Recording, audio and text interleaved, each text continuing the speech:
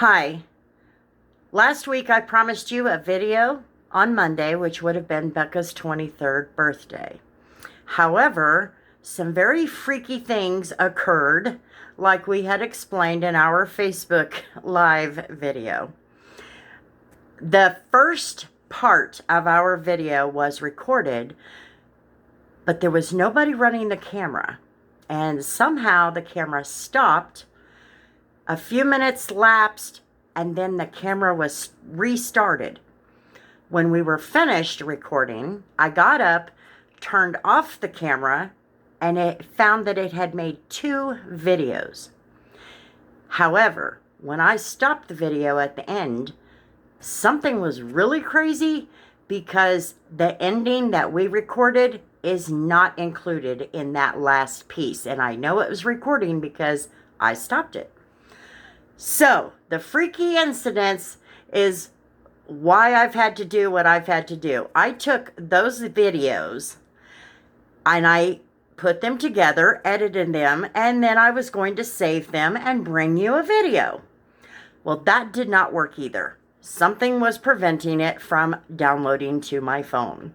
So, here I am, doing what I said I would do. And I'm going to bring you snippets from these videos so you can see some of the fun and the joy that we tried to share in celebration of Bekah's birthday.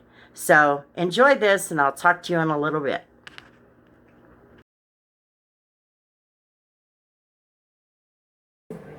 Hello and welcome to our special Bekah birthday episode. We're just going to remember Bekah today. She would have been 23 years old. So I invited a couple of people to join us today. Elizabeth, Bekah's older sister, and Tori, Bekah's older sister, also, middle one. She's the oldest. That's the first time I've ever been called the older sister. Middle child. Middle child. And then, of course, myself and Misty. We're just going to spend a little bit of time remembering Bekah and going over some of our best memories, our funny memories, and things like that. I thank you both for coming. I appreciate it. I know this is probably a little tough on you having kids, and the situation is, you get a break, huh? Tori gets a mom break. She's got 5 boys. She's got 5. Yeah, Tori has 5 boys. She gets a break. Oh. We want to know, what is your best memory of Bekah? Our dad's Uncle Mike Okay. always was just playing with us kids. But I would say that when Bekah was around, because she was this high, he would play with her for hours on end. And we have so many pictures of him holding onto an arm and holding onto a I leg, have it on my phone. swinging her around. I have it on my phone. And I he put remember her that. down. I remember that picture. You got her all the way up, you know. Mhm. In the stable, in my first car. A lot of times Dad would have us run to Walmart to get gators and stuff when they have on sale or whatever. And me and her would go.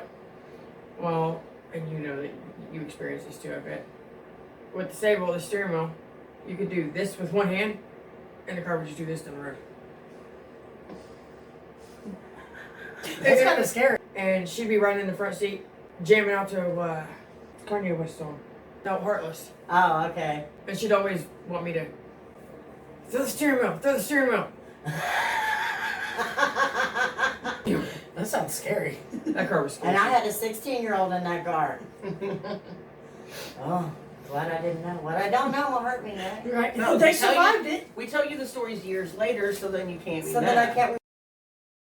But I think if I had to say the best time of our life, it'd probably be when we were on the truck.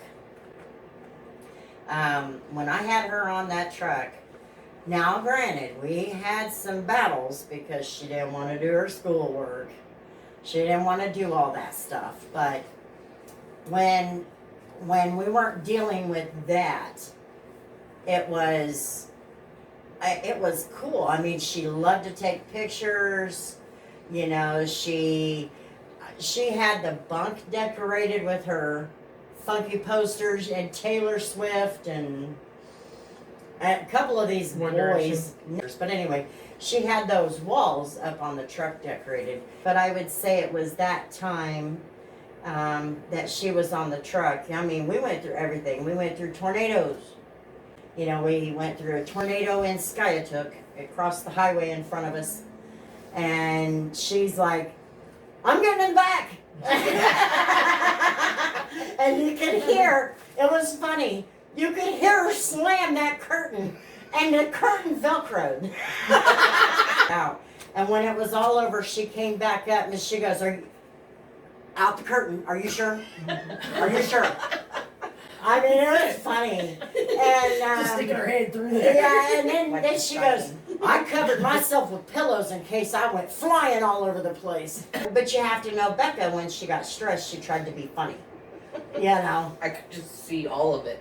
Yeah. Hear it all in my head. Are you sure? She'd stick her head out the. It was actually more than her face because I'm looking back at her. And she stick her. Are you sure? Because I'm like, it's okay. It's on east. And yeah, big eyes. She did. If somebody were to ask you who Bekah was, what kind of a person she was, what would you say? She was caring. She didn't have a big circle. But when you were in that circle, you were her world. She was caring, funny. Always had something to say. Umpteen pictures from what time she could stand. And, you know, she always had some funny pose or always, you know, some joke. Bekah had only had 2 boyfriends. She called me on the phone. I had just got loaded or got hooked up to this trailer. I said, how are you doing? Are you ready to go? And she goes, no, not yet. And I said, what's the matter? You could tell when she said no, not yet, she was mad. On the way home from school, he yelled at her for something. You have to understand that Garrett's dad had passed away not long before these two hooked up. Okay. So this was teenage boy and her. They got along because they understood losing a parent. He's upset about things in life. It was obvious. And it was continually getting worse. As you talked to him, you could hear the anger getting worse with him. He yelled at her on their walk home from school. Then he caught himself and apologized, but by the time he got to that point, she was done. It was already too late. So she's telling me this, what happened, and she goes, and no man is going to talk to me like that. And I said, Bekah, he's going through a lot of trauma losing his dad. You know how that feels. And, you know, I actually did talk to Garrett after Bekah passed away. And he apologized to me. He said he never meant to hurt her. And I told him, don't ever let that bother you. Don't let that define you. Don't let that bother you. She did understand. It, you know, it was all forgiven by that time, you know, but...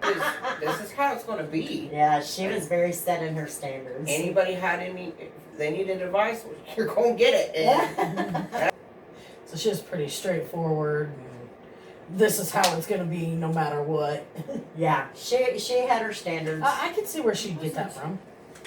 Yeah. I'm guilty. Because it kind of goes on with the no man's gonna treat me this way type thing. I want to say she was what, like 11, maybe 12. JJ's dad wanted to start an argument. I was attempting to be the bigger person and have some form of self-control. I tried to walk away, and I went outside. He followed me, and still just wanted to keep arguing and arguing and arguing.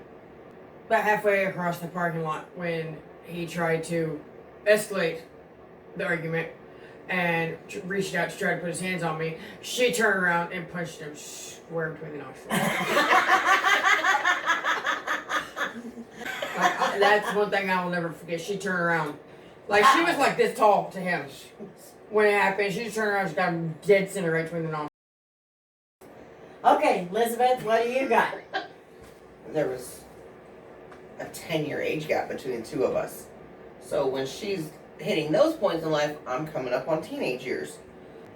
we had a mirror at the end of our hallway, like a long stand-up mirror, you know, at Grandma's house, and come out or whatever, looking, you know, because I'm like caring about myself, and she'd be standing at the other end, like, hey, these pants make my butt look big.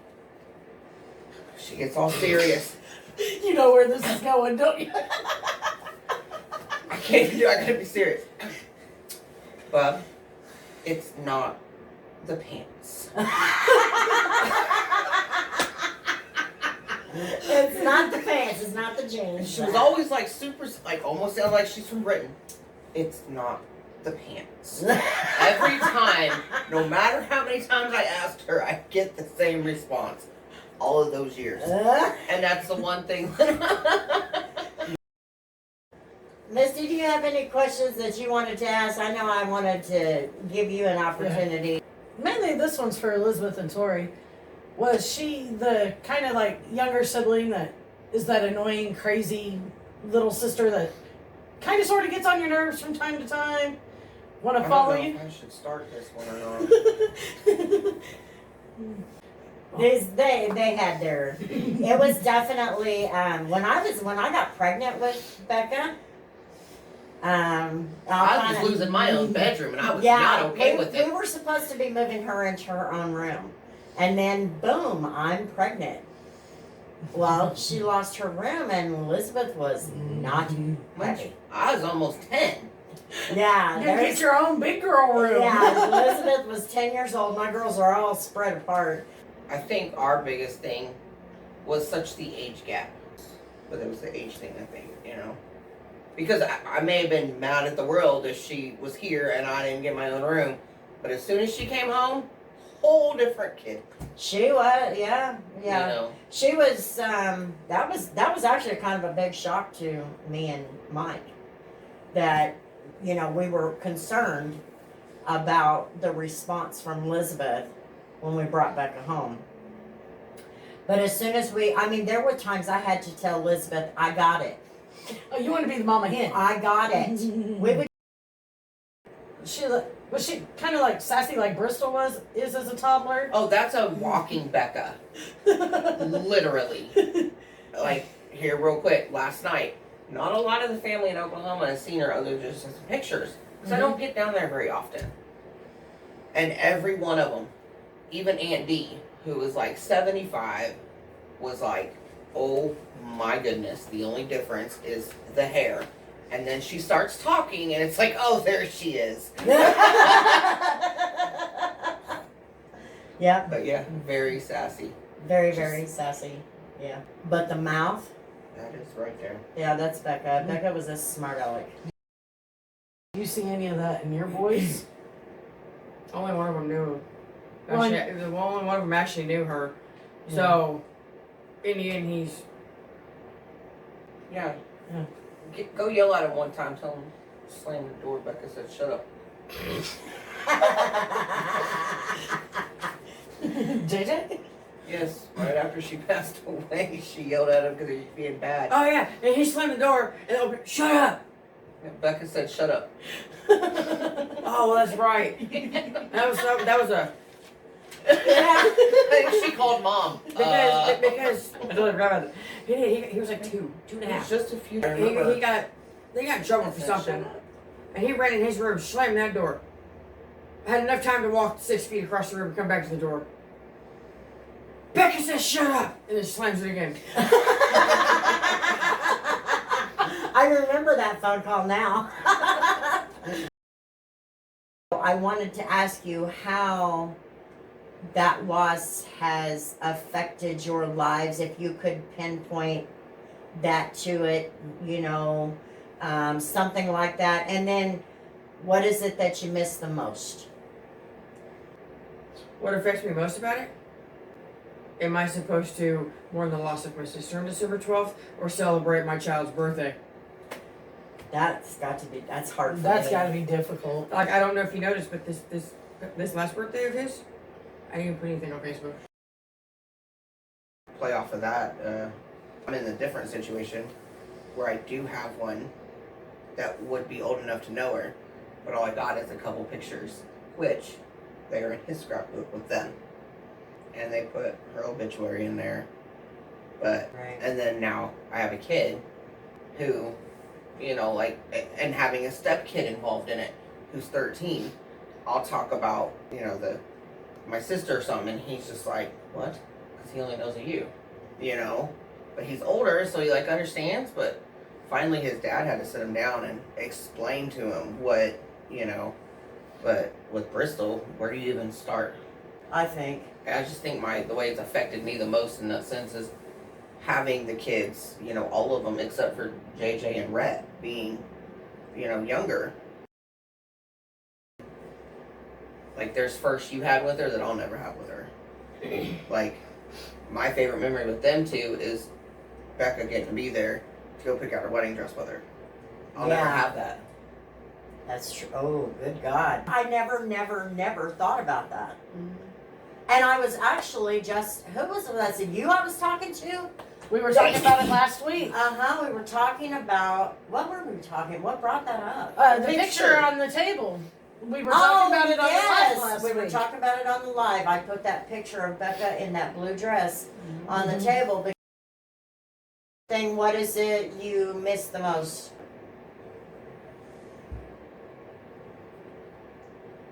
You were What's this it? one. I thought that was hers. Hers was this one. Yours was this one. That was this one. Okay. And Dad was, Dad was this. because Becca always did Always peace did in her this. pictures. Always, yeah, she always So had her Dad face. was this, I was this, I and did Bob was this. Okay, what's the story? That's just That's- our signature peace signs. Bekah always would peace out to everybody. So, So Dad Dad started doing this. And then the next kid he saw was Tori. So he did this. Ah, so And then that I was was- your peace sign, and this is your peace sign. Okay. Okay. And I That's know why- the spoon and fork story finally. I was Okay. gonna say, I've been trying so hard to remember that. Apparently he sent a text and said, "You're such a dork." My phone's autocorrect. And it said, "You're such a fork." And from that point on, every time she saw him, she'd call him a spoon. He would call her a fork. Because he's trying to say, "You're No, such no, a dork." his little ladybug flip phone. Yeah. It was like that big. You're such a fork. I wondered about that. Yeah, just the little quirky things Yeah, always that's what I'm make. saying. I know Just- they sound quirky, but in the end, you know, and I think this is probably my advice, and we will leave on that. My advice is, if you have a family member that does something absolutely ridiculous and that could even be annoying to you, you may find that being one of the most important things if something were to happen to them. So don't take those annoying little things for granted. I think that's Exactly. why I am the way with Bristol being mouthy like that, because I see that and I remembered that, and I'm like, we don't have that anymore. So I just let her be, you know? What was you gonna say? I was gonna say that one of the random little out of the blue things you basically take for granted. So I'm not touching you. Over the last 8 years of the foundation, everybody has heard my side. They've heard the memories that I have. They've heard the sadness that I feel. They've seen it too. You know, they've seen the anger. They've seen how it's affected my life. But they don't get to see that from the other family members. So my goal was to remember Bekah, and if we brought cancer into it, I wanted to look at it that way, and how does that loss affect? Yeah, and that's why I say I think my memory, or what I miss the most, is just how much she loved everybody. Because I can only imagine how she would be with all of the nieces and nephews. Yeah. You know, because like I said, her circle is this, and you can only imagine how she would be. So something that we've all experienced, none of them will get to. Right.